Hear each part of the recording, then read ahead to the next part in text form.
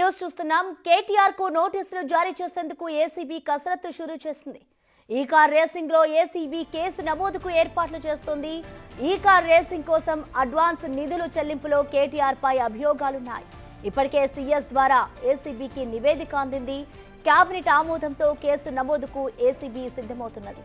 ఈ car racing case విచారణ కోసం ప్రత్యేక బృందాన్ని ఏర్పాటు చేయాలని ఏసీబీ నిర్ణయించింది. ఇక ఈ నెల 19 నుంచి ఏసీబీ ప్రత్యేక బృందం రంగంలోకి దిగనుంది. మరోవైపు ట్విట్టర్ వేదికగా కేటీఆర్ స్పందించారు. గుడ్ లక్, చట్టపరంగా ఎదుర్కొంటామని ట్వీట్ చేశారు ఆయన.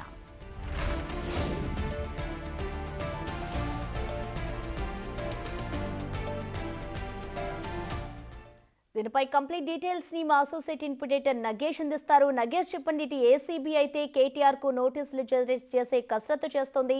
మరి ఏసీబీ దగ్గర ఎలాంటి ఆధారాలతో ముందుకెళ్తుందనుకోవచ్చు నగేష్? ఏసీబీ డైరెక్టర్ విజయ్ కుమార్ కి ఈ కార్ రేస్ కు సంబంధించిన ఫైల్ అందింది. ఫైల్ అందిన తర్వాత దీనిపైన కాసేపట్లో ఒక మీటింగ్ కూడా ఏసీబీ ఆఫీస్ లో కొనసాగనుంది. ఎందుకంటే కేటీఆర్ కు సంబంధించి ఈ కార్ రేసింగ్ లో ఇందులో ఇప్పటికే సీనియర్ ఐఏఎస్ అధికారి అరవింద్ కుమార్ ఉన్నాడు. ప్రిన్సిపల్ సెక్రటరీగా అప్పుడు అనుమతులు ఇచ్చింది కూడా అరవింద్ కుమారే. కానీ ఇదేంటంటే ఒక బిడ్ రూపేణ కాకుండా, జీవో రూపేణ కాకుండా డైరెక్ట్ గా వ్యక్తుల మధ్య జరిగిన ఒప్పందం రూపేణ ఇచ్చినట్టుగా తెలుస్తుంది. ఈ క్రమంలోనే కేటీఆర్ కి మొదట ఈ కేసు నమోదు చేసిన తర్వాత నోటీసులు ఇచ్చేందుకు ఏసీబీ సిద్ధమవుతుందని చెప్పొచ్చు. ఈ కేబినెట్ ఆమోదంతో ఈ కేసు నమోదవుతుందని నిన్న రాత్రే మంత్రి పొంగులేటి శ్రీనివాసరెడ్డి చెప్పారు. ఈ విచారణ కోసం ఈ కార్ రేస్ కు సంబంధించి, ఎందుకంటే యాజమాన్యం కూడా ఇందులో బాధ్యులుగా ఉంటారు.